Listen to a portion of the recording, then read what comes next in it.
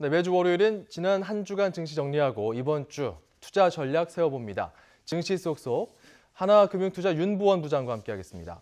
자, 일단 지난주 증시 네. 전체적으로 그 미국의 기준금리 인상 재료가 다 반영이 됐습니다. 네, 맞습니다. 전체적으로 기준금리 인상이 전 세계적으로 영향을 줬다 이렇게 봐야 되겠죠? 네, 전 세계 주요 국가들의 지수를 봤었을 때는 전반적으로 상승세로 마감했습니다. 그래서 이미 노출되었었던 시장의 그 재료였었던 미국의 금리 인상은 시장에서는 긍정적으로 영향을 미친 것 같습니다. 예. 주 초반에는 FOMC와 그 또 한 가지는 국제 유가가 하락을 하면서 투자 심리를 위축시켰는데요. 예상대로 3월 FOMC에서 금리를 인상하고 또한 올해 추가적으로 2회 금리 인상을 시사하면서 낙폭을 만회하였습니다.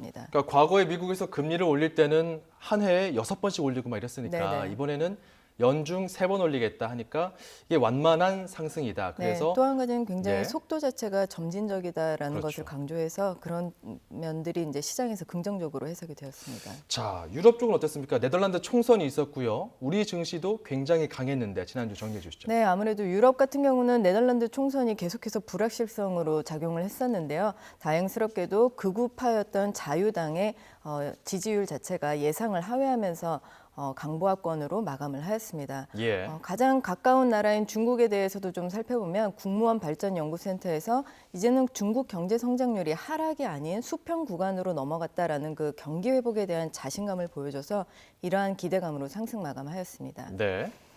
우리나라 증시에 대해서도 좀 살펴보겠습니다. 코스피 같은 경우는 전주말 대비로 봤었을 때는 2.51% 정도 상승하여 마감하였는데요. 가장 큰 영향은 국내의 정치적 불확실성이 완화되면서 외국인들의 매수세가 지속된 결과라고 하겠습니다. 네. 외국인 같은 경우는 지난주에 그 전반적으로 봤을 때 1조 2,500억 정도의 규모로 순매수가 있었던 반면에 기관과 개인 같은 경우는 순매도를 기록하였습니다. 업종별로 살펴봤을 때는 증권과 전기가스 업종이 상승을 하였고 섬유의복 그리고 음식료 업종 등은 지난주에 하락 마감하였습니다. 지금 국내 증시의 상승 하락은 외국인 수급이 쥐고 있다고 해도 과언이 아닐 것 같고요. 네, 아무래도 우리나라는 좀 작은 나라다 보니까요. 예. 외국인의 매수에 좀 흔들리는 그런 모습들이 그리고 보여지죠. 지난주에 윤보원 부장이 대체로 상승할 것이다라고 네. 얘기를 해주셨는데 그대로 됐어요. 네, 다행스럽게도 맞았습니다. 자, 그렇다면은 네. 이번 주는 어떻게 될까요? 이번 주 더 올라갈까요? 오늘 증시를 봤었을 때도 좀 하락 마감을 했죠. 그래서 의견 자체가 굉장히 분분합니다. 그래서 예. 아무래도 이제 2,100선을 넘어서면서부터는 지수가 더 오를 수 있을까에 대한 의구심이 생기는 시점입니다. 그렇죠. 그러나 당분간은 국내 증시가 추가적인 상승 모멘텀을 확보해야 했다고 저는 보고 있습니다. 상승 동력이 더 있다고 하셨어요. 네네. 근데 지금 상당히 고점 부담감이 있어서 오늘 좀 조정받았다 이런 분석이 나오고 있는데 네. 지금 상승할 만한 재료라 한다면은 트럼프 예산안에서 감세 정책이 나타나면서 어느 정도 네. 증시에 좀 우호적일 것이다 이런 예상이 있었지만 트럼프 예산안을 막상 뚜껑을 열어보니까 그 감세 정책 같은 거, 뭐 재정 투자 이런 네, 거 별로 맞습니다. 없었거든요. 사실상 트럼프 대통령이 내놓은 예산안에 대해서 혹자는 안고가 빠진 찐빵이다라는 말을 할 정도로 지금 가장 시장에서 관심이 있었던 부분들은 빠진 상황이거든요. 예. 그럼에도 불구하고 긍정적인 두 가지 요인에 대해서 좀 살펴보겠습니다. 어떤 겁니까? FOMC에서는 지속적으로 인플레이션이 이제 인플레이션에 대해서 용인을 하겠다라고 하면서 인프라 투자가 확대가 되고 또 한 가지는 달러 약세를 안정화로 이제 가져갈 수 있는 그런 점들을 유도할 수 있을 거다라고 생각을 하고 있습니다. 네. 이렇게 기대 인플레이션이 상승하는 구간에서는 과거의 그 기록들을 봤었을 때 선진국보다는 신흥국 증시에 더 좋고 또 한 가지는 채권보다는 주식에 대한 그 투자 수익률이 좋기 때문에 신흥국에 속해 있는 국내 증시에도 좀 더 긍정적인 흐름이 전개될 것이라고 예상을 하고 있습니다. 예. 따라서 이러한 수혜들을 좀 예상을 해봤을 때는 소재나 산업재 중심의 업종들을 살펴보셔야 되겠고요. 또 한 가지는 거래 대금이 늘어난다라는 이러한 개선세에 대해서 수혜가 기대되는 증권주를 주시하실 필요가 있습니다. 예. 자, 그래요. 전체적으로 지금 고점 부담감에 대한 어떤 안전벨트를 착용해야 된다. 네네. 이런 의견도 있는 반면에 윤 부장께서는 어찌됐건 국내에서 외국인들이 좀 더 머물 수 있는 여건이 마련됐다 이건 거죠? 네, 근데 아무래도 지난주에 제가 추가적인 상승 모멘텀이 있다라고 말씀을 드렸었을 때보다는 저도 조심스럽습니다. 왜냐하면 외국인들의 매수세가 이 기조로 지속이 된다라고 봤을 때는 사실상 3월 말이 되면은 과매수 구간으로 진입을 할 수가 있거든요.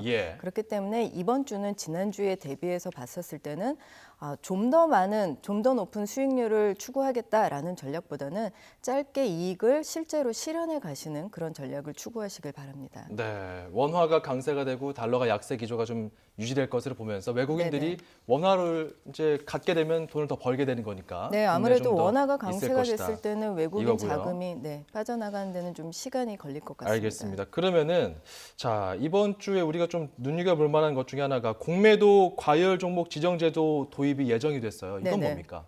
지금 3월 27일자로 관련된 제도가 도입이 될 거라고 예정이 되는데요.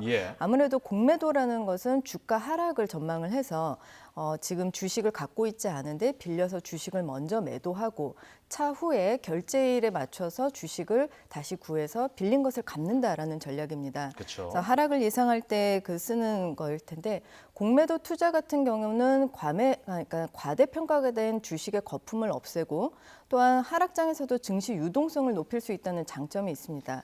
그런 반면에 지나친 변동성이 확대가 되고 또 한 가지 투기 세력이 만약에 개입이 된다면 기업 가치를 크게 훼손시킬 수도 있습니다.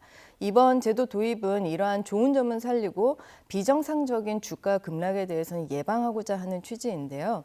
아무래도 공매도 과열 종목이 어떻게 선정되는지를 좀 말씀드려야 될 것 같습니다. 네. 네. 공매도 과열 종목이 어떻게 지정되는지 조건도 좀 궁금하고 이게 네. 투자 전략을 세우는데 어떻게 좀 활용할 수 있을지 짚어주시죠. 만약에 세 가지 요건을 충족했을 때는 관련된 종목으로 선정이 되는데요.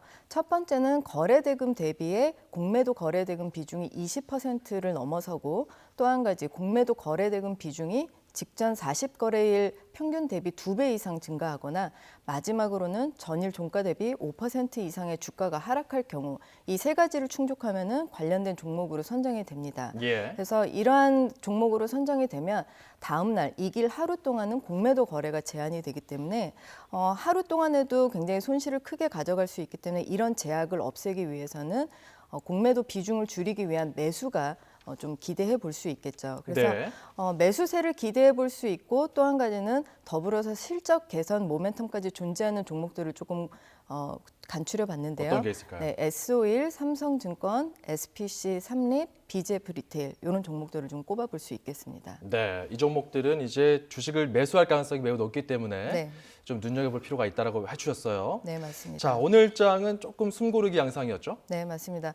외국인들이 10일 거래일 만에 순매도로 그 증시 상승에 대한 피로도를 좀 나타내는 그런 모습이었습니다. 삼성전자 같은 경우는 그동안 국내 증시의 상승을 이끌어줬었는데요. 오늘은 1.18%의 하락으로 마감하였습니다. 긍정적인 요인은 아까 말씀드린 대로 원달러 환율은 오히려 소폭 하락해서 신흥국 통화 강세에 대해서는 아직까지도 편승하고 있는 모습입니다. 업종별로는 전기가스업이나 운수 장비, 통신업 등이 상승을 하였고요. 금융주와 전기전자 업종 등에서 차익 실현의 모습이 나와서 하락 마감하였습니다. 네, 하나금융투자 윤보원 부장이었습니다. 고맙습니다. 네.